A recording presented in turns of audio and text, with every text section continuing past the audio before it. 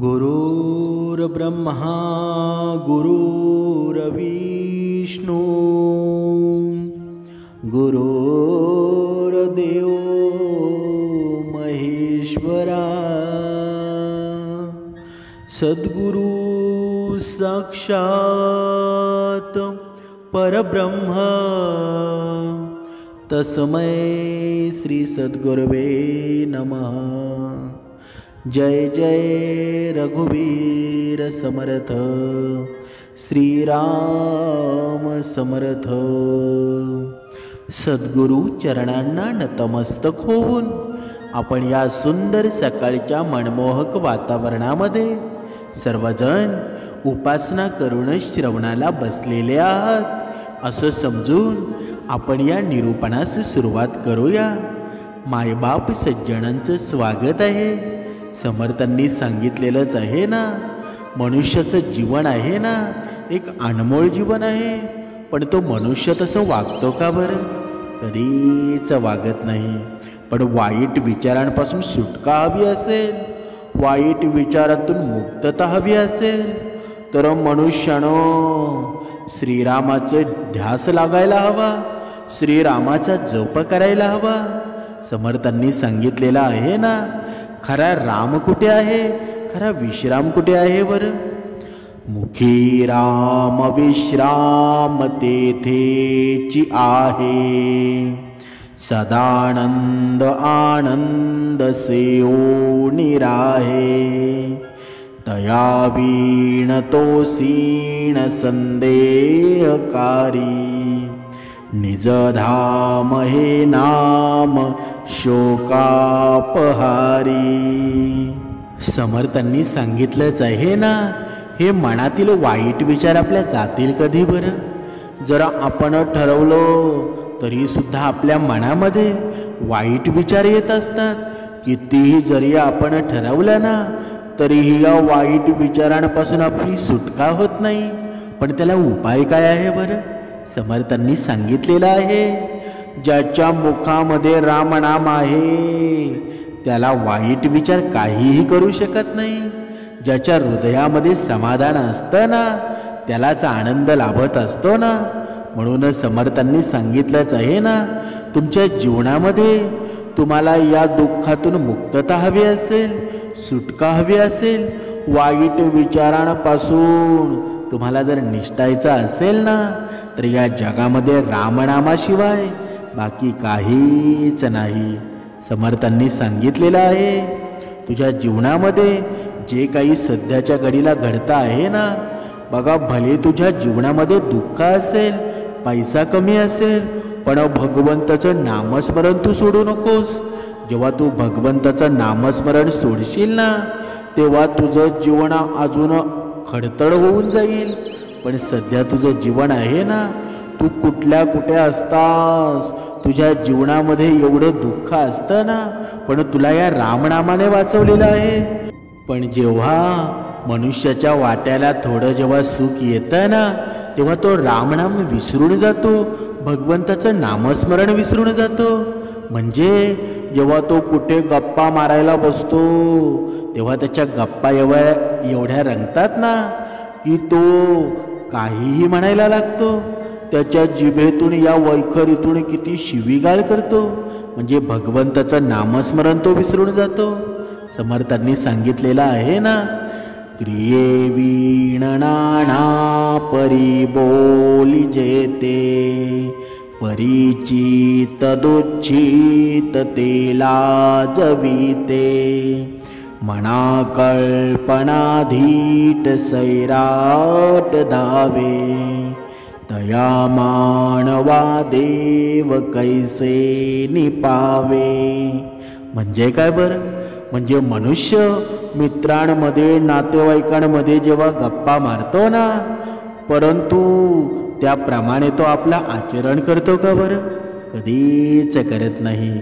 एखादा मनुष्य जर भेटला ना, स्वतःला एवढा मोठा समजतो की माझ्यासारखा कोणीच नाही, मीच सर्वात मोठा भगवंताचा भक्त आहे। पण भगवंताच्या सांगण्याप्रमाणे वागतोस का बरं तू? तुझं तसं आचरण सत्य आहे का बरं?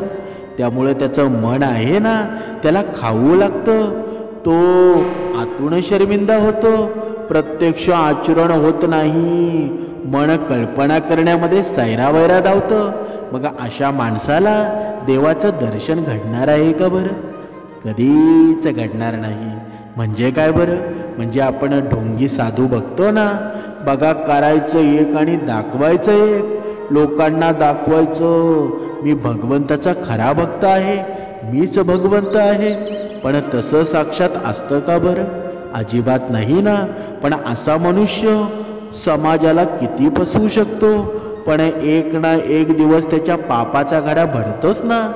म्हणूनच समर्थांनी सांगितलेलं आहे, आयुष्यामध्ये किती जरी संकट आली तरीही कधीही वाईट वागू नका, खोटं बोलू नका. समर्थांनी सांगितलेलंच आहे ना, हे जीवन म्हणजे हा चित्रपट आहे आणि या चित्रपटामध्ये आपण कलाकार आहोत. आणि या चित्रपटामध्ये कसे रंग भरायचे आहेत ना, ते आपल्या हातामध्ये आहे. जर आपण चांगली कर्म केली, जर आपण चांगली पूजाविधी केली, भगवंताचं नामस्मरण केलं, तर तो चित्रपटसुद्धा चांगला होईल. पण आपण तसं करतो का बरं? ज्याप्रमाणे विहिरीचं पाणी असेल, सर्वच पिकांना दिलं जातं, पण तरीसुद्धा कारलं कडू असतं बरं. ऊस गोड असतो, चिंच आंबट होते. इथे दोष पाण्याचा आहे का बरं? अजिबात नाही ना. तसं भगवंत आहे. भगवंत सर्वांना सारखंच निर्माण करतो ना. पण कुणी काय खावं, कुणी काय घ्यावं, कुणी काय बोलावं, हे ज्याचं त्याचं आहे. ज्याप्रमाणे पाण्याचा दोष नसतो, ते पेरलं जाणारं बीमध्ये आहे ना, अगदी तसंच सर्व माणसं सारखीच असतात. पण त्यांच्यावर झालेल्या संस्कारामध्ये फरक असतो. पण हे मनुष्याला आहे ना, जिवंतपणी सुद्धा कळत नाही आणि मृत्यू येतो तेव्हा त्याला त्या गोष्टीचं भान होतं. म्हणजे जे बरोबर आहे ना तेच करा, जे तुमच्या आनंदासाठी योग्य आहे. म्हणजे तुमच्या जीवनामध्ये जर कधी दुःख आलं ना, तर सुरेल संगीत ऐका. पण आपण या कलियुगाचा जर विचार केला ना, की मनुष्य थोडं दुःख आलं तरी आत्महत्या करतो, वेगवेगळ्या प्रकारे या शरीराला त्रास देतो. पण त्याचा काही फायदा होणार आहे का बरं? त्या फायद्यानं बघा, आत्महत्या करून कोणी देव झाला आहे का? आत्महत्या करून कोणी स्वर्गवासी झाला आहे का बरं? कधीच नाही. त्याला नरक यातना सोसाव्या लागतात. म्हणून आयुष्यामध्ये आत्महत्या कधी करू नका. तुम्ही भरपूर दुःखात असाल ना, डोळे बंद करा, सद्गुरू आईला शरण जा, दत्त माऊलींची मूर्ती तुमच्या डोळ्यासमोर आणा. बघा, तुम्हाला मार्ग सापडल्याशिवाय राहणार नाही. पण आपली देवावर कधी श्रद्धा नसते. जो आत्महत्या करणारा असतो ना, तो देव कधीच मानत नाही, तोच आत्महत्या करतो. म्हणूनच समर्थांनी सांगितलेलं आहे, आपल्या जीवनामध्ये आहे ना, दोन शक्तिशाली शत्रू आहेत. पहिला म्हणजे राग आणि दुसरा म्हणजे काळजी. बघा, राग आणि काळजी आहे ना, हे दोन शत्रू का सांगितले आहेत बरं? म्हणजे रागाने आपला संयम संपत असतो आणि काळजी करून आपली विचार करण्याची शक्ती संपते. म्हणून रागाने शांतता नष्ट होते, तर काळजी करून आपलं सौंदर्य बिघडतं ना. म्हणून या रागापासून आणि काळजीपासून मनुष्यानं दूर राहायला हवं. समर्थांनी सांगितलेलं आहे, जे लोक तुम्हाला नावं ठेवतात ना, ना तुमची निंदा करतात, ना ते सदैव तुम्हाला नावच ठेवणार, तुमची निंदाच करणार आहेत. तुम्ही आयुष्यात कितीही चांगलं वागण्याचा प्रयत्न करा, कितीही चांगलं वागा, ते तुम्हाला वाईटच म्हणणार. म्हणून त्या वेळेला मनुष्याने करायचं काय आता पाहूया.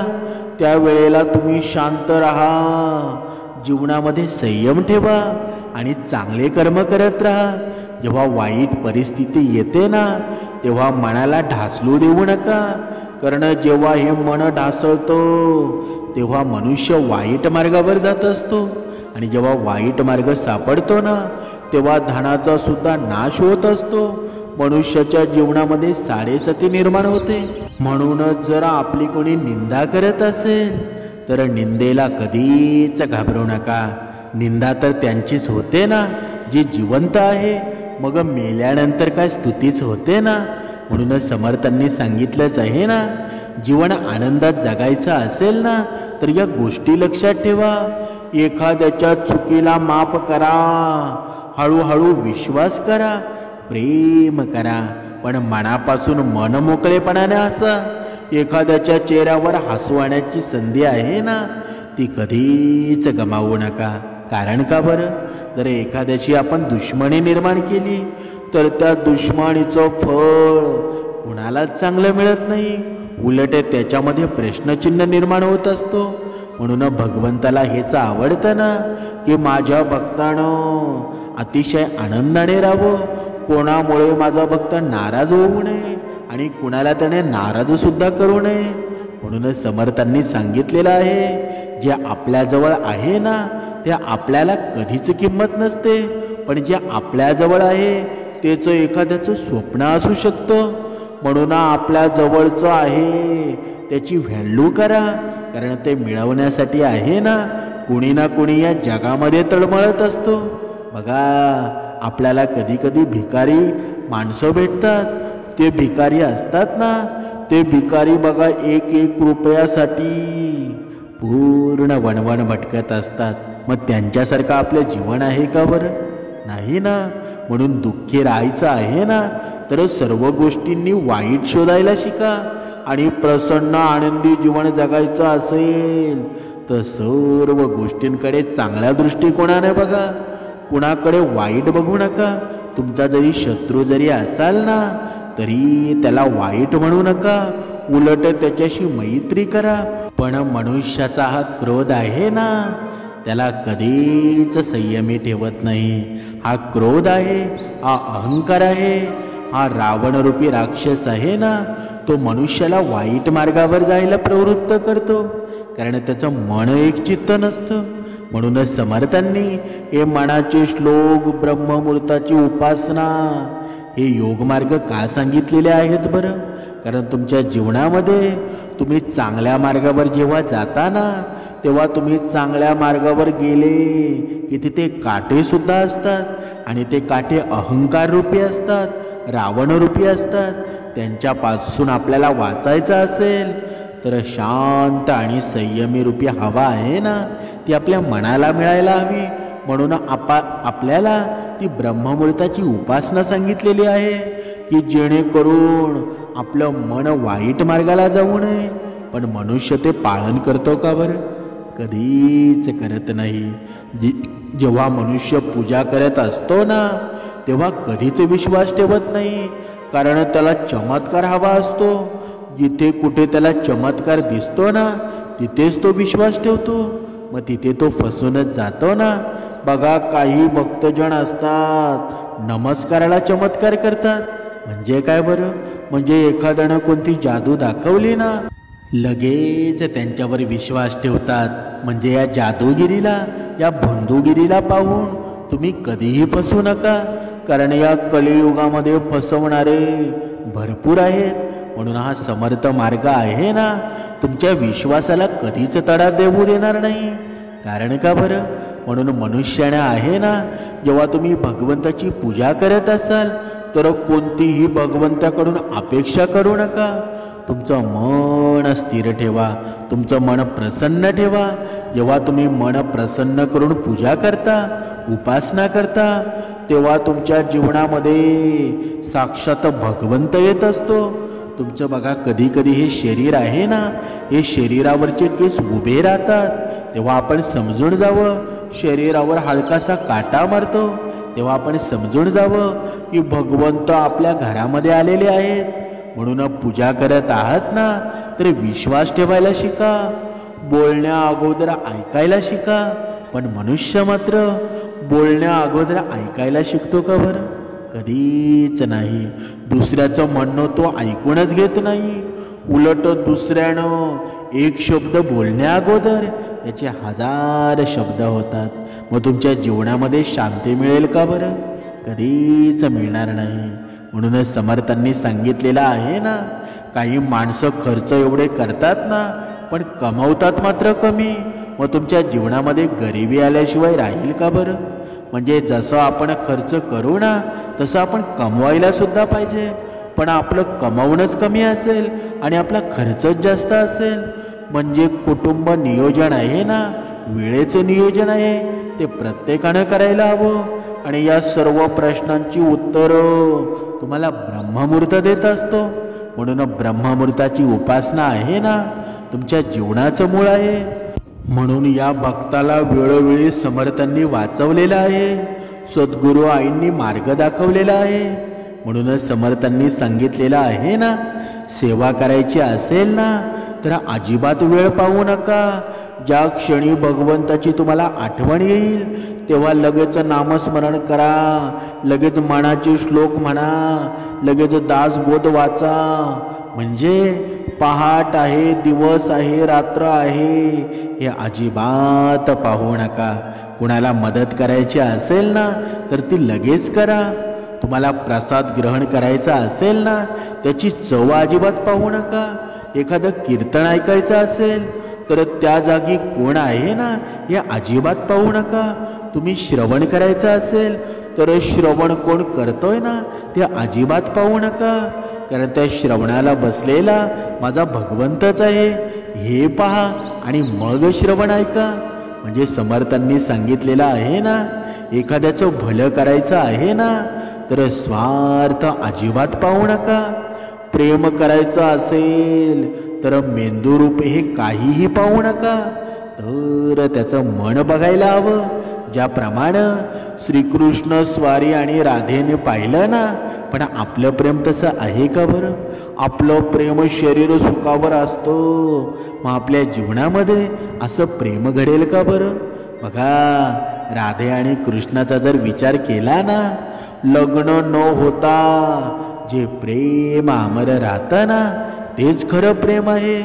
शरीराची कोणतीही संकल्पना नाही, ही संकल्पना असते ती मनाची असते. मन एकत्र आली ना की सर्व काही घडून जातं. म्हणूनच समर्थांनी सांगितलेलं आहे, जीवनामध्ये आहे ना आशीर्वाद मिळवायचा असेल ना तर प्रत्येक माणसामध्ये आपल्याला परमेश्वर दिसायला हवा, परमेश्वर शोधायला हवा. पण आपण तो शोधतो का बरं? कधीच नाही.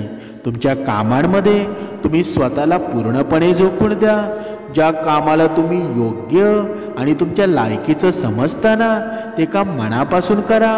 मग ते काम शिकणं असो किंवा भक्ती असो किंवा सेवा असो, म्हणजे स्वप्नांच्या मागे धावणं असो, जेही करा ना ते पूर्ण निष्ठेने करा.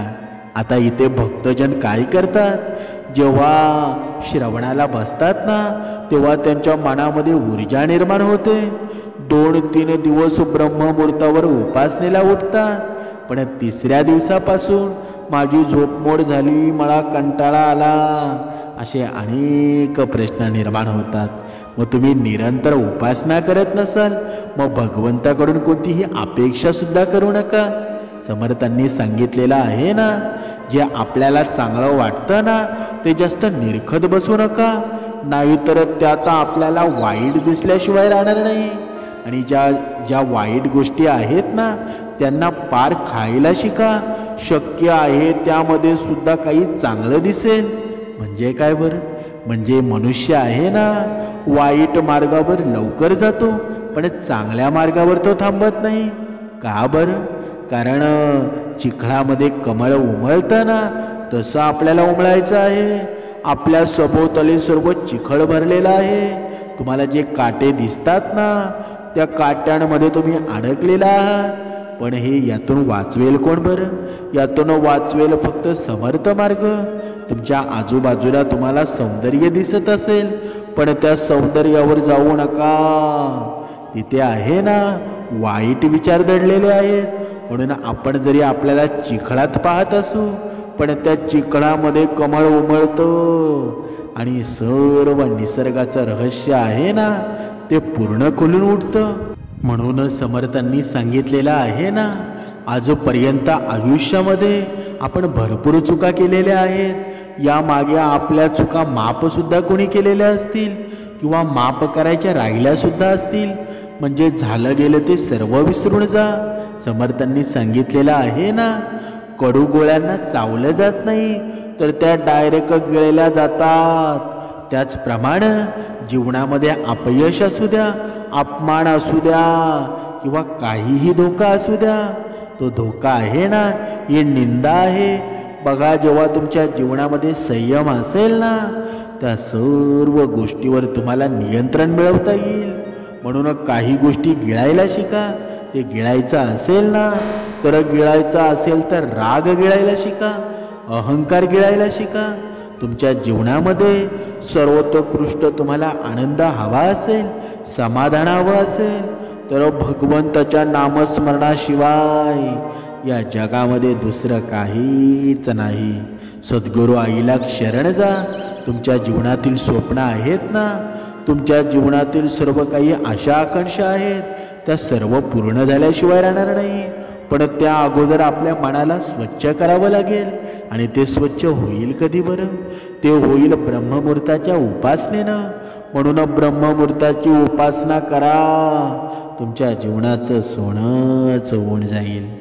जय जय रघुवीर समर्थ.